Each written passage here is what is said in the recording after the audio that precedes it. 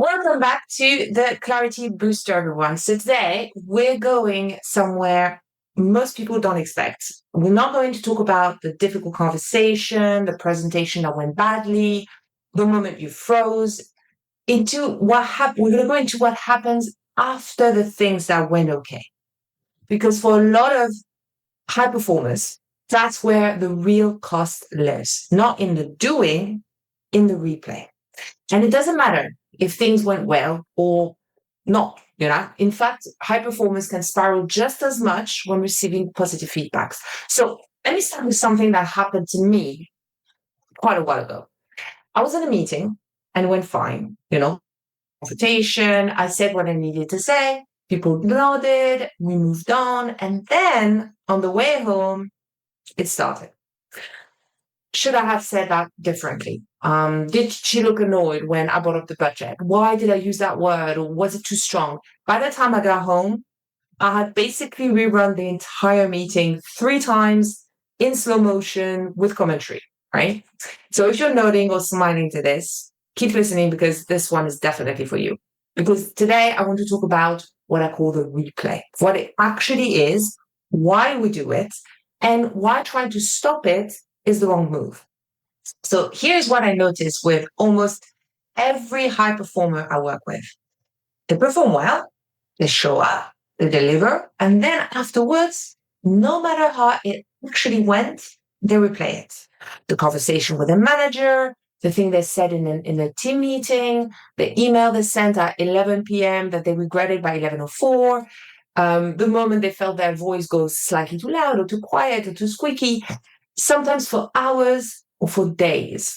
And what makes it worse is that usually nothing actually went that wrong. The outcome was fine, the feedback was fine, sometimes it was even good, but the mind doesn't care about the outcome. It goes looking anyway. And every time it does, there's a cost. Mental energy, sleep, the ability to be present in the next thing that you're doing. I call this the internal tax. It's what high performance costs some people, not the actual action of doing, but the aftermath. So, what is actually happening when you replay a conversation? Most people think it's about the conversation, that if they just analyze it enough, they'll find the thing they did wrong. They fix it mentally, and then they can relax. But that's not what's happening, is it? Because here's the thing about replaying. It never ends with, actually, that was fine.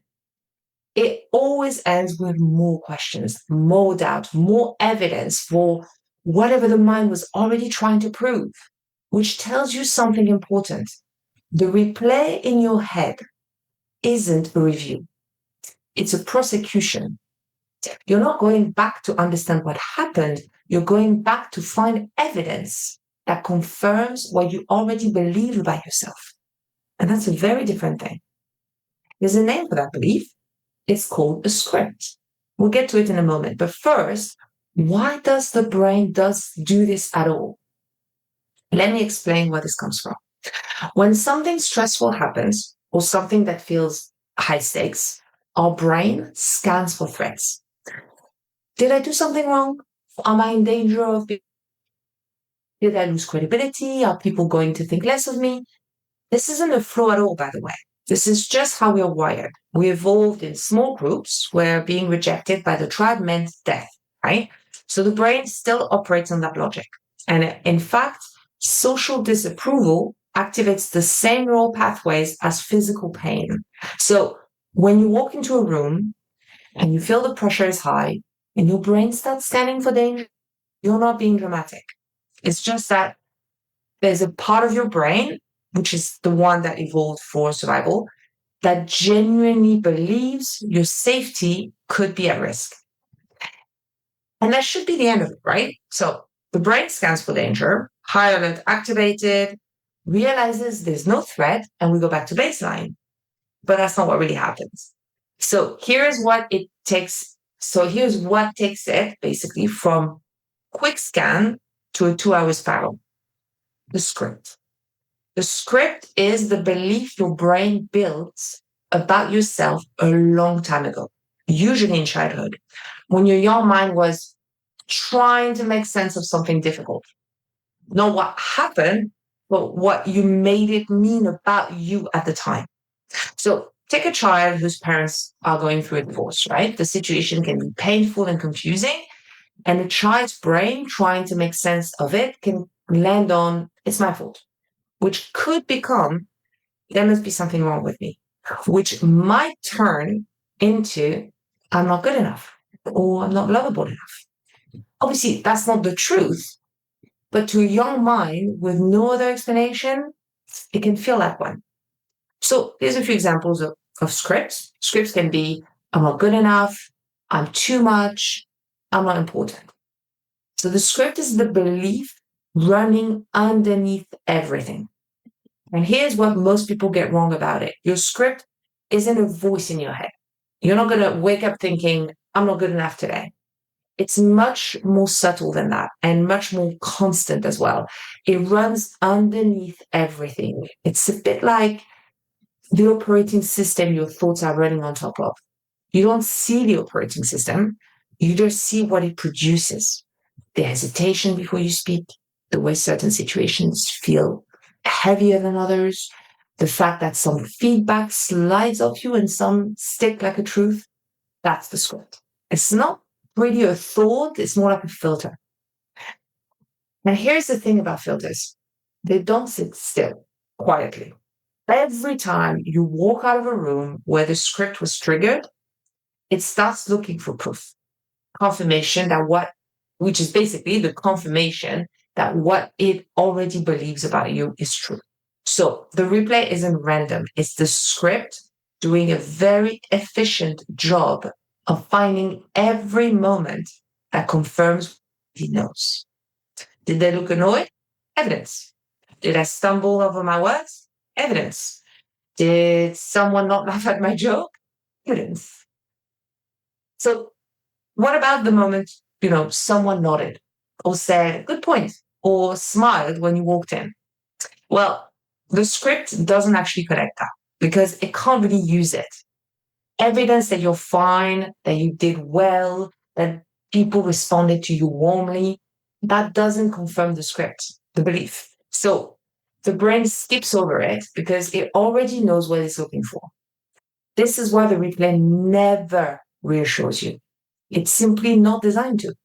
It's designed to protect you from the belief being wrong. Because if the belief is wrong, your whole system has to update. It's why change is so complicated. Everything your unconscious has built its understanding of the world on, gone.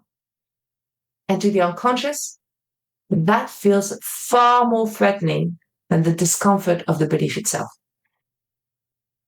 But here's what keeps us really, really stuck. Here's what adds another layer of thinking and self-loathing on top of what is already a pretty exhausting cycle. Judgment. It's not just, I'm replaying this conversation.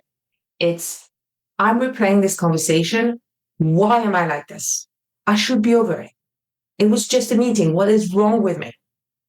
That judgment is a second prosecution on top of the first one. So the replay activates the script. The judgment activates it harder. And now you're not just thinking about the meeting, you're thinking about the fact that you're thinking about the meeting, which makes you feel worse, which triggers more replay. And that's the wicked loop. It's the dark, I call it the dark hole of should and why can't I just?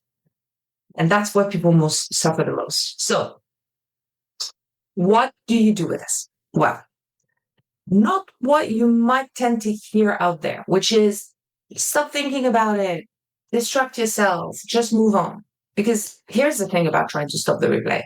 The harder you push against the thought, the louder it gets. You cannot think your way out of overthinking. So here's what it does work. In these moments, awareness of the pattern is key. Awareness is your first foot out the door. But you can't get to awareness where you're still in a spiral. So the first move is to stop feeling it. And the way you do that is by swapping the question. See, when you're stuck in your head after a conversation, the mind is asking, why? Why am I like this? Why do I always do this? Why can't I just move on? And I always say, when you feel insecure and ask yourself, why am I insecure? You're going to find tons of reasons to feel insecure. So try imagining a moment where you felt really triggered. Why is the question your brain defaults to? And the problem with that why question is that, they're loaded. So the brain goes looking for an answer. And the answer it finds comes from the script. So you go deeper in, not out. Now, imagine asking instead, what can I do about this right now? Or how can I move forward without carrying this feeling with me? Now, these are what and how questions. They're solution focused. They pull you into the logical part of your brain rather than the emotional part. You're not solving anything, you're just giving the mind enough room to breathe. And here's why this is important, because the goal isn't to think your way out of the feeling. It's to stop feeling it long enough for something else to kick in. Because when judgment drops even slightly, the psychological immune system can do its job. So think about it, children for a second. When my daughter Carlo falls over, for instance, she cries, she has a full meltdown, and then literally 5 minutes later, she's running around again like nothing happened. Kind of looks a bit psycho because, she felt it and she let it go. There's no story about what it means, no grudge, no replay. We still have that ability. We just got very, very good at interfering with it. And the main way we interfere with it is judgment. The moment judgment drops and curiosity starts, the system starts moving again. So let me make this practical and you'll get a worksheet to help you with that. Next time you notice the replay starting, first, stop the spiral because you can't do anything useful while you're still in a spiral. So remember the what and how questions. Not why am I like this or why are they doing this? What can I do with this right now? Or how can I move forward without carrying this?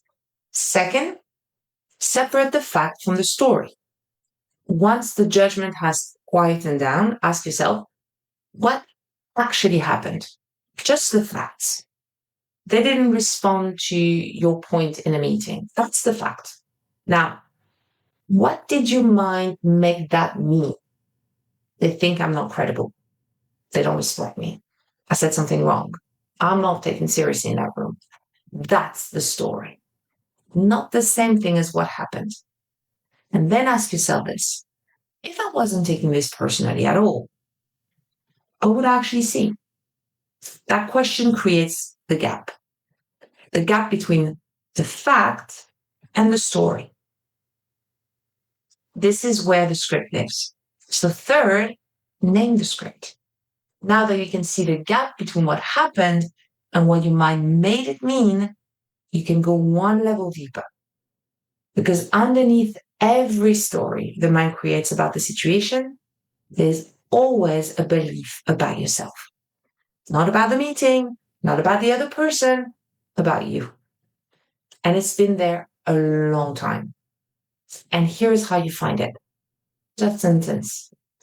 This made me feel like I am. Just sit with it, don't overthink it, and let whatever comes up come up. It usually sounds something like, I'm not good enough, I'm not respected, I'm not important, I'm going to be found out, I'm too much, I'm not lovable. That's the script. And the moment you can name it, something starts to change. Because now you're not inside the script looking out, you're outside it looking at it. And from there, you can ask the only question that matters. Is that actually true?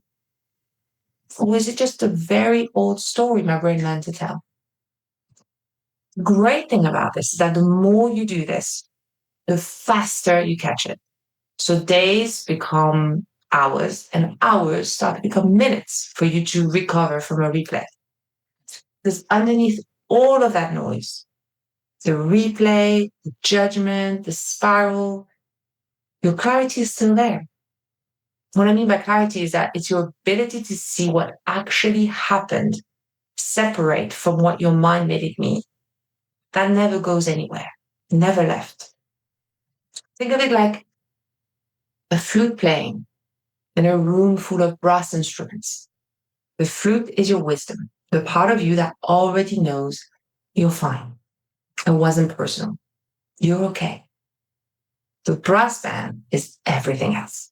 The judgment, the fear, the script doing its job. It's loud. It takes over the room, but the flute never stops playing. You just can't hear it when the brass band is going. So when we stop feeling it, the noise settles and the clarity returns because it always does. So replaying moments and conversation isn't a flaw. It's your brain doing exactly what it was designed to do, scanning for threats, protecting you. Running the script has been running for decades. The problem isn't the replay. It's mistaking the prosecution for a review. It's believing that if you just go back one more time, you'll finally find the answer that makes you feel okay. You won't, because the question the replay is asking is not a question about the meeting, the conversation, or the situation. It's a question about you. And that question doesn't get answered by going back. It gets answered by seeing the script for what it is, not the truth, just a very old story your brain learned to tell about you.